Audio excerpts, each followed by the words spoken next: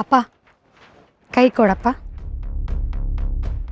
ಅಯ್ಯೋ ಕೊಡಪ್ಪ.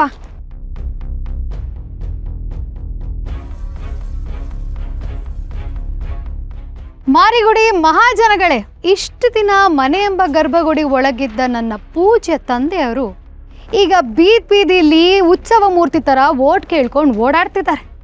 ಭಾಳ ಸಂತೋಷ, ಭಾಳ ಸಂತೋಷ.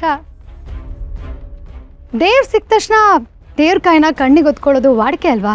ನಾನು ಹಾಗೆ ಮಾಡಿದೆ. ನನ್ನ ಗಂಡ ನಮ್ಮ ಅಪ್ಪನ ಕಾಲಿಗೆ ಬಿದ್ದರು, ನಾನು ನಮ್ಮ ಅಪ್ಪನ ಕಾಯಿನ ಕಣ್ಣಿಗೆ ಹೊತ್ಕೊಂಡೆ. ಇದೆಲ್ಲ ನೋಡ್ತಿದ್ದೆ ನಿಮಗೆಲ್ಲ ಏನನ್ಸುತ್ತೆ?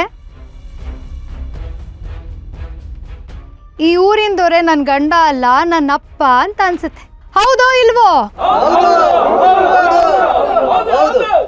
ಆದರೆ ನೀವೆಲ್ಲರೂ ನಮ್ಮಪ್ಪನ ಒಬ್ಬ ಊರಧ್ಯಕ್ಷರನ್ನಾಗಿ, ಯಜಮಾನರನ್ನಾಗಿ, ದೊರೆಯಾಗಿ ನೋಡಿದ್ದೀರ.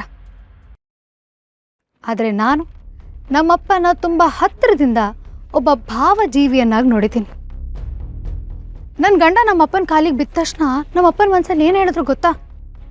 ವಿಜಯೀ ಭವ, ಗೆದ್ದು ಬಾ ಅಳಿಯ ಅಂತಕ್ಕಂಥ ಒಂದು ಮಾತನ್ನ ಅವ್ರ ಮನಸ್ಸಲ್ಲೇ ಹೇಳಿದ್ರು ಅನ್ನೋದನ್ನ ಈ ಸಂದರ್ಭದಲ್ಲಿ ಹೇಳೋದಕ್ಕೆ ನಾನು ಇಷ್ಟಪಡ್ತೀನಿ. ಪರ್ವತವ ಅದೇನಂದ್ರೆ ಗೊತ್ತು ಛತ್ರಿ ಅಣ್ಣ, ನೀವೇನು ಹೇಳಬೇಕಾಗಿಲ್ಲ. ಹೇಳಬೇಕಾಗಿರೋ ಎಲ್ಲ ಮಾತುಗಳು ನಮ್ಮ ಅಪ್ಪನ ಕಣ್ಣಲ್ಲಿ ಎತ್ತು ಕಾಣ್ತಿದೆ.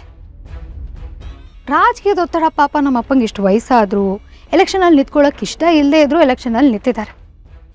ಆದರೆ ನಮ್ಮ ಅಪ್ಪನ ಮನಸ್ಸಲ್ಲಿ ನನ್ನ ನಂತರ ನನ್ನ ಅಳಿಯನೇ ಬರಬೇಕು ಅನ್ನೋದು ಅವ್ರ ಆಸೆ. ಆದರೆ ಜನ ಏನು ಅನ್ಕೋತಾರೋ ಏನೋ ಅನ್ನೋ ಒತ್ತಡ, ಇದನ್ನೆಲ್ಲ ಮನಸ್ಸಲ್ಲಿ ಅದ್ದುಮ್ಕೊಂಡು ಈಗ ನನ್ನ ಗಂಡ ಅವ್ರ ಎದುರುಗಡೆ ಬಂದ ತಕ್ಷಣ ನನ್ನ ಗಂಡನೇ ಗೆಲ್ಲಬೇಕು, ಮುಂದಿನ ಅಧ್ಯಕ್ಷ ಅವನೇ ಆಗಬೇಕು ಅನ್ನೋದು ನೀವೆಲ್ಲರೂ ಕಣ್ಣು ಮುಂದೆ ಅವರೇ ಆಶೀರ್ವಾದ ಮಾಡಿದ್ದಾರೆ. ಇಲ್ಲ ಅಂತ ಹೇಳ್ಬಿಡಿ ನೋಡೋಣ. ಅಪ್ಪ ಹೇಳಪ್ಪ, ನೀವು ನಾನು ಹೇಳಿದ ನಿಜ ತಾನೆ? ಹೇಳಪ್ಪ. ಅಯ್ಯೋ ಹ್ಞೂ ಅನ್ನಪ್ಪ.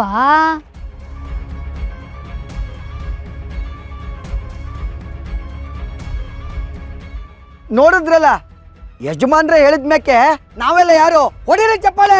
ಶಿವಣ್ಣನಿಗೆ, ಶಿವಣ್ಣನಿಗೆ, ಶಿವಣ್ಣನಿಗೆ, ಶಿವಣ್ಣನಿಗೆ, ಶಿವಣ್ಣನಿಗೆ, ಶಿವಣ್ಣನಿಗೆ, ಶಿವಣ್ಣನಿಗೆ, ಶಿವಣ್ಣನಿಗೆ.